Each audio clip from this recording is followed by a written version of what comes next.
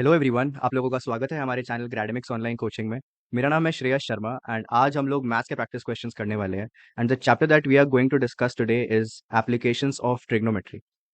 सो इस चैप्टर को करने के पहले अगेन हमको कुछ फॉर्मूलाज जो है वो पता होने चाहिए।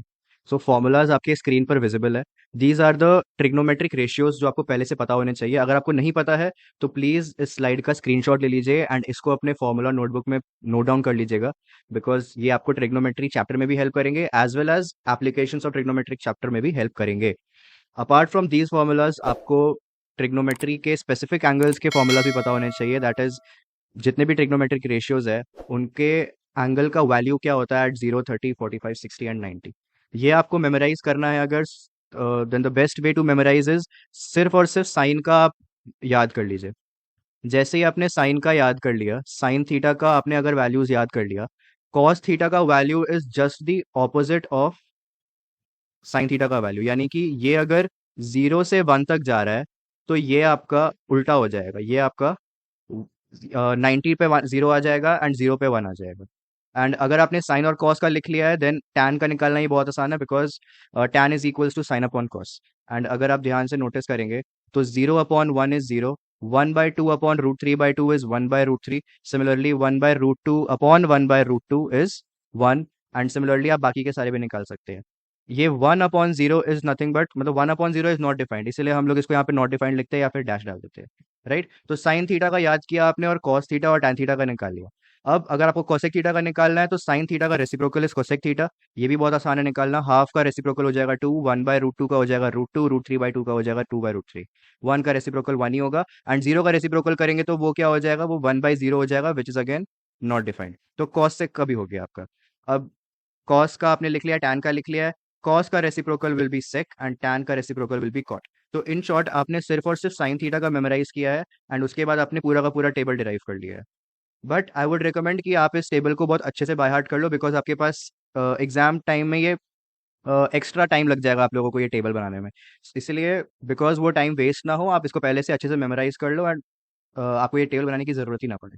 ओके, so moving on, आज का first question is, an observer 1.5 meter tall is 28.5 meter away from a tower. The angle of elevation of the top of the tower from her eyes is 45 degree. You have to find the height of that tower. तो पहले आप लोग इस question को attempt करिए and then we will discuss the solution. Okay, so let's discuss the solution of this question. The diagram of this question will be something like this. I hope आप लोगों ने डायग्राम सही बनाया है। अगर आप लोगों ने डायग्राम सही बनाया है देन आपका first step of solving this question हो गया। अब यहाँ पे क्या दिया हुआ है कि एक ऑब्जर्वर है, उसका हाइट 1.5 मीटर्स है। So this will be the length और this will be the height of the observer and उसका हाइट इज 1.5 मीटर्स। अब उसके आंख से जो एंगल बन रही है, द एंगल ऑफ एलिवेशन, ये हमको दी हुई है 45 डिग्रीज। माइंडेड कि ये उसके आंख से बन रही है, इसलिए we have to consider the height of the observer. And हमको बोला गया you have to find the height of the tower. ये हमारी हाइट है, ये हमको फाइंड करनी है। बट वी कैन सी कि ये जो बॉटम पार्ट है, बॉटम रेक्टेंगल जो बन रहा है, यहाँ पे 1.5 is already the height of the observer. तो हमको इसको अलग से ऐड करना पड़ेगा। तो अगर हम लोग इसको सॉल्व करना स्टार्ट करेंगे then we'll get tan 45 degree is equals to, if I mark the triangle first, let it be A, B, C, D and E. तो tan 45 will be equal to AE by BE। Okay, अब AE का value मुझे पता है। यहाँ पे हम लोगों ने AE का वैल्यू ले रखा है H। मैंने H इतना ही लिया हुआ है, ठीक है। तो इसको मैं कंसिडर कर लेता हूँ H। एंड BE का वैल्यू हमें पता है, क्वेश्चन में दिया हुआ है BE का value is 28.5, because that is the distance between the tower and the observer. तो ये लेंथ हो गया हमारा 28.5। So we can directly write it, BE का लेंथ इज 28.5। अब यहाँ पे आपको tan 45 की वैल्यू पता होनी चाहिए। tan 45 की value is nothing but 1।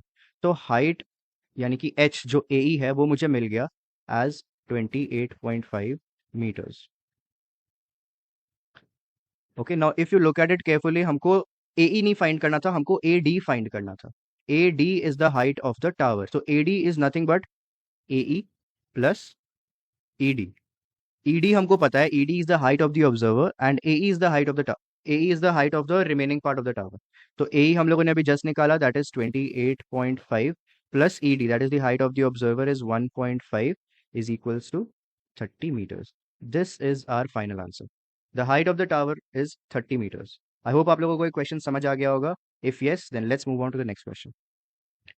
The next question is, a tree is broken by wind and the top struck the ground at an angle of 30 degree and a distance of 30 meters from the root.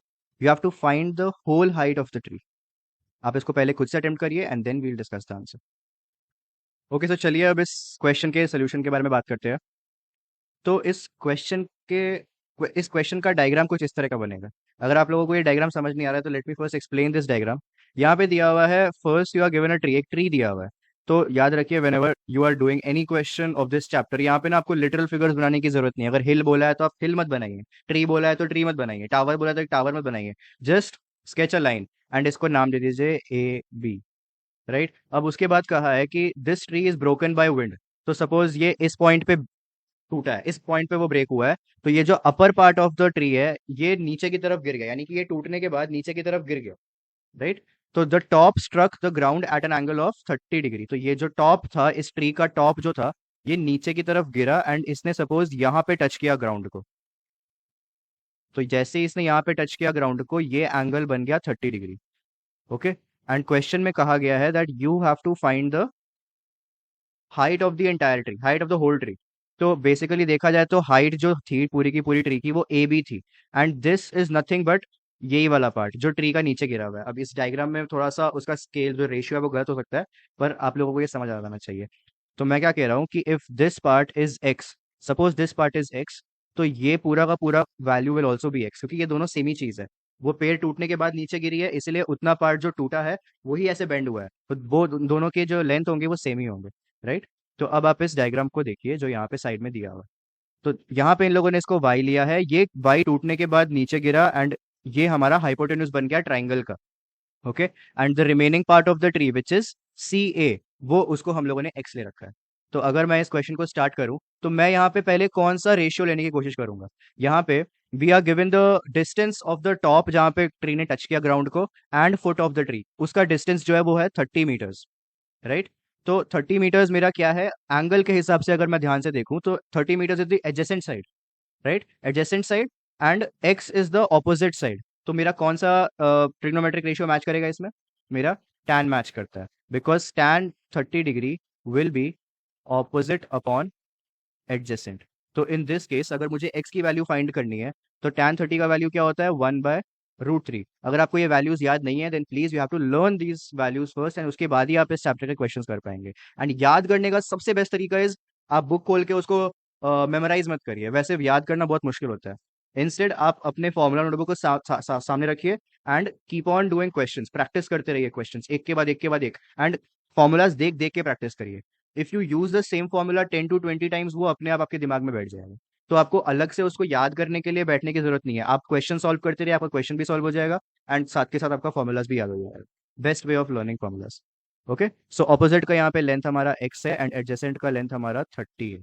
तो x की value मुझे क्या मिल जाएगी, x की value मिल जाएगी मुझे 30/√3। इसके बाद अगर मैं इसको फर्दर सॉल्व करता हूँ तो मैं इसको रैशनलाइज कर सकता हूँ। That is I multiply √3 in the numerator as well as in the denominator. तो ये क्या हो जाएगा, 30 × √3 डिवाइडेड बाय √3 × √3।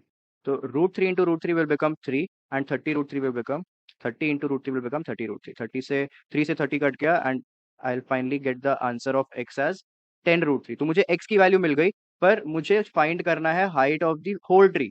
मुझे सिर्फ उस पार्ट का फाइंड नहीं करना है जो वर्टिकली खड़ा हुआ है, मुझे पूरे के पूरे ट्री का हाइट फाइंड करना है। एंड पूरे के पूरे ट्री का height is nothing but y+x। तो मुझे x की वैल्यू तो मिल गई है, मुझे अब y की वैल्यू फाइंड करनी है। तो y की वैल्यू फाइंड करने के लिए अब यहाँ पे आप कौन सा फॉर्मूला यूज करेंगे, अब यहाँ पे आपको कौन सा ट्रिग्नोमेट्रिक रेशियो इनफैक्ट यूज करना पड़ेगा। तो यहाँ पे आप देख सकते हैं y is the hypotenuse of this triangle and 30 जो है मेरा यहाँ पे जो वैल्यू मुझे पता है that is the adjacent side. तो एडजेसेंट एंड हाइपोटेन्यूज कौन से रेशियो में आता है, कॉस के रेशियो में आता है। So we'll use cos 30 degree in this case. cos 30 degree is nothing but adjacent side upon hypotenuse. तो एडजेसेंट साइड का लेंथ कितना है 30 एंड हाइपोटेन्यूज का लेंथ हमें पता है y। एंड cos 30 डिग्री कितना होता है, it is √3/2। If you rearrange this मुझे क्या मिल जाएगा, y into two that is 60, मैं पहले y लिखता हूँ, y is equals to 60 by √3। Again if you rationalize it in the same manner जैसे हम लोगों ने पहले किया है, √3 को न्यूमरेटर एंड डिनोमिनेटर दोनों जगह मल्टीप्लाई करना है, तो आपको मिल जाएगा 60√3 अपॉन 3। तो ये 3 से 60 कट हो जाएगा, वील गेट 20√3। तो मुझे x की वैल्यू भी मिल गई है एंड अब y की वैल्यू भी मिल गई है। फाइनली मुझे height of the tree find करना है, तो height of the tree is nothing but y plus x. तो y प्लस एक्स क्या हो जाएगा, 10√3 plus 20√3, that is equal to 30√3।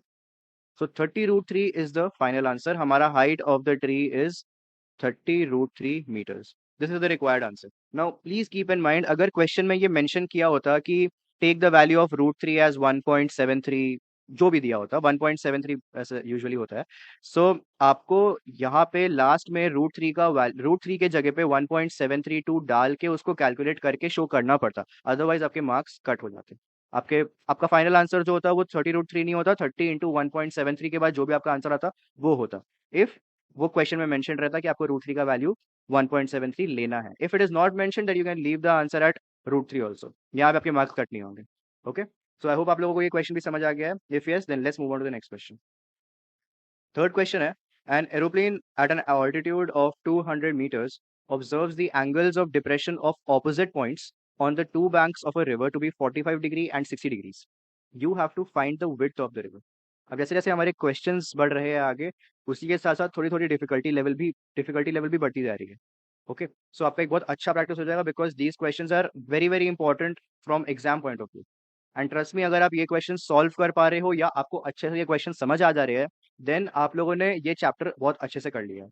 And you don't need to waste any more time in practicing many many many more questions of this chapter. आप बाकी के chapter सब solve करिए, क्योंकि आपका ये चैप्टर रेडी है if you are able to solve all these questions.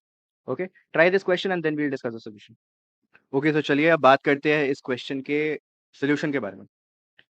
सो अगर आप लोगों ने क्वेश्चन ध्यान से पढ़ा है, तो यहाँ पे हम लोगों को एक चीज दे रखी है कि जो प्लेन उड़ रहा है उसके ऑपोजिट साइड्स में there are 2 points on the river bank. यानी कि अगर प्लेन इस पॉइंट पे उड़ रहा है, इसका vertical distance from the ground will be something like this. Okay, and angles of depression, अब आप लोगों ने अगर ये चैप्टर पहले कर रखा है एंड देना प्रैक्टिस करने के लिए यहाँ पे आपको पता होगा angle of elevation and angle of depression के बारे में। So if I draw a perpendicular line इस एरोप्लेन के साथ, तो मेरा angle of depression if it is 45 degree and 60 degree, and these angle of depression are on opposite sides because हमें opposite points दी हुई है। तो यहाँ से सपोज यहाँ तक एंड यहाँ से सपोज यहाँ तक, so this angle is called the angle of depression. तो ये हमारा 60 डिग्री है एंड ये हमारा 45 डिग्री है। तो अगर आप लोगों ने अच्छे से बनाया तो आपका डायग्राम कुछ इस तरह से दिखेगा। यहाँ पे हमको ऑल्टीट्यूड की हाइट दी हुई है 200 metres, that is nothing but the height जिस पे प्लेन उड़ रही है। तो 200 metres is the height of this vertical line. मैं इसको अगर नेमिंग कर दूं, तो if this is ABCD, right. 45 degree अगर ये एंगल ऑफ डिप्रेशन है, तो हमारा एंगल ऑफ एलिवेशन ये वाला 45 डिग्री हो जाएगा।